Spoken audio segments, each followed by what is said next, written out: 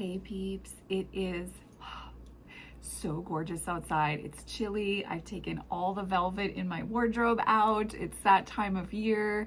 It's all things goth and velvety and yummy. It's a beautiful autumn day today here in New England, and I am moving through the Forget That Deck workshop with you. So hopefully if you're participating, you've done the guided journey at this point. And my hope for you is that you're getting some clarity about how you're going to work with this deck as you move outside of the workshop space. So some of you may know, if you watch the other videos in the workshop series, that I am working with the Dreams of Gaia Tarot. I have a lot of feelings and thoughts about this deck. It has been with me for years. I gifted this edition to a very dear sister and friend of mine. She re-gifted it back to me because she knew how much I was missing the original backings. This is a first edition of this deck, and I even had a reading a few years ago with an in-person reading with a psychic medium in Vermont. And oh my god, the memories of that trip. I took that trip with a friend and in-person client of mine, and it was such a gorgeous drive, and we had such fascinating readings with this lady. But anyhow, she used this deck, and she had said to me that I was supposed to work with this deck. But I've struggled to know how to work with this one. I'll show you some images from it in case you're drawn to purchase it or pull it out of your own collection here. So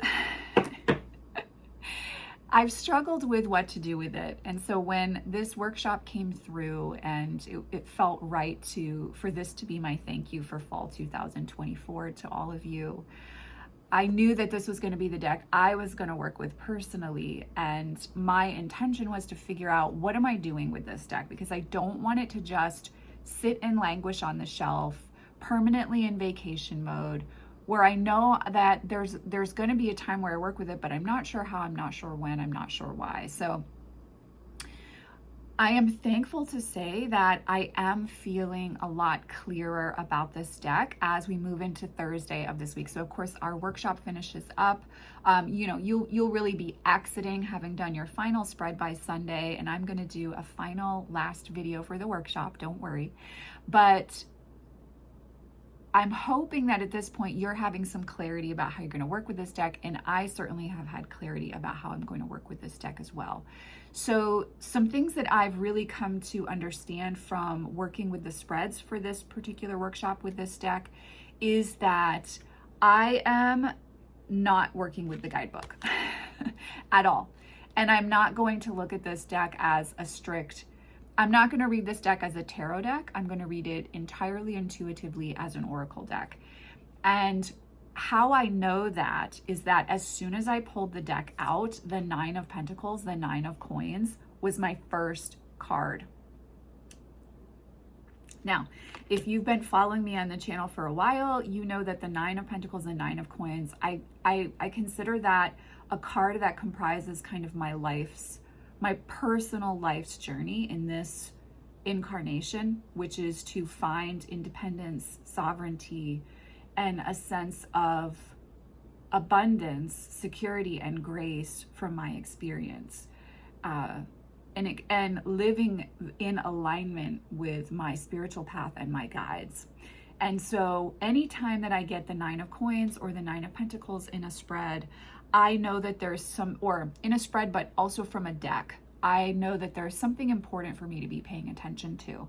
And there's something about letting it be my own instead of what I'm being perhaps told it should be.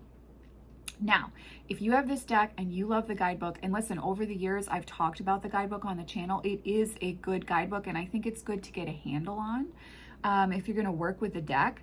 And I love Raven feeling, so please don't think in any way I'm saying, throw this guidebook away, it's pointless. But for me, as soon as I saw that 9 of Coins, that 9 of Pentacles, I think they're called 9 of Earth. It's called 9 of Earth in this deck. I realized that I need to stop looking at this as a tarot deck, and I need to read with it totally intuitively. And that really set me free, because Raven, this is not a traditional Rider-Waite-Smith deck. Raven has lots of different meanings for the cards. And I find that with the elemental name shifts in the cards, and she's added some additional cards, changed up some names in the majors. I keep trying to put this deck in a very specific box, the box that is tarot, and I need to stop doing that. And as soon as I realized that through working with the spreads and the Nine of Coins being the first card out when I reopened the deck, I was like, okay, I understand now. I understand what I've been getting wrong about working with this deck. And I now understand how we can come together and work together differently. And I think even the artwork is much more, for me, Oracle deck feeling. And so now I can understand how to work with her. And now I can bring her into client readings, because this is one of the very few decks in my collection that I really don't use for client readings a lot. And it's largely because I get tied up and confounded when I start trying to work with this deck. And so that does not make for a clear, concise, actionable step reading for a client. If I'm all over the place, I'm like, what the frick sign am I even in? What element am I in? Like, this isn't lining up with how I traditionally work with tarot. This deck is feeling clunky. I feel like I'm lost in the woods and I can't find my way out. And for me, working with this deck at times over the years, trying to fit it into that box has been frustrating. Much like my life when I try to fit into a societal box, a religious box, or someone else's box has been confronting. And so seeing that Nine of Coins, that Nine of Earth for me, was like, oh my God, Racine, go back to the drawing board with this deck. Approach this deck differently. And I have found that this deck's personality can be a little bit testy. And this deck is definitely like, you need to come to me and understand me. I'm not coming to you. So knowing those things has let me approach working with this deck in a different way. And I'm happy to say, because I know some of you were like, oh my God, Racine, don't get rid of it. I'm not getting rid of this deck. And now that I'm working with it as an oracle deck, really releasing the guidebook, I feel much clearer and much freer in how I can be with my readings. And so I believe I'm only using this deck for myself this week. I'm not using it in client readings, but I believe going forward, as I begin to bring this deck into client readings, there will be a lot of beauty to access. And I do feel it's going to be related more to the forest, to the woods, to fae entities, and their direct messages to the client and to myself when I'm working with the deck personally. Then this is a tarot deck, therefore the tower means this. So I have found this week to be really helpful for me in understanding how I'm supposed to work with this deck, and also to befriend it, because I really have struggled to build trust with this deck and to feel safe with the intimacy of working together personally. And so now I can understand that reading I had all those years ago, where I was told this is a deck I'm going to be using. Now I can understand that.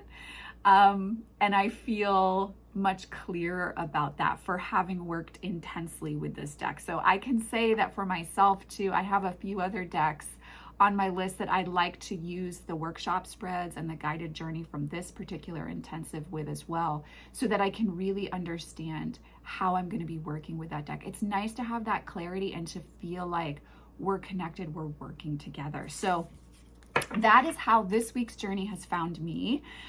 We had a little teenage tantrum together at the beginning of the week when I opened the deck up. But then as soon as I saw that Nine of Earth, that being the first card that came out for really like working together, I was like, oh my God, I understand. I've been approaching you wrong. You've been waiting for me to come to you correct, as they say. So yeah, she is a bit of a harsh taskmaster, but she's very forest, she's very fae, and she's like, stop putting me in a box in the same way that you've had to step outside of your own boxes in your life. So definitely female forest voice that I feel coming from Dreams of Gaia Tarot as I get to know her better. But I hope you guys are enjoying this intensive as well. on your own journeys with your own decks, please let me know in the comment section down below what deck you're working with, how it's been feeling. Are you going to keep the deck? Do you know how you're going to work with it?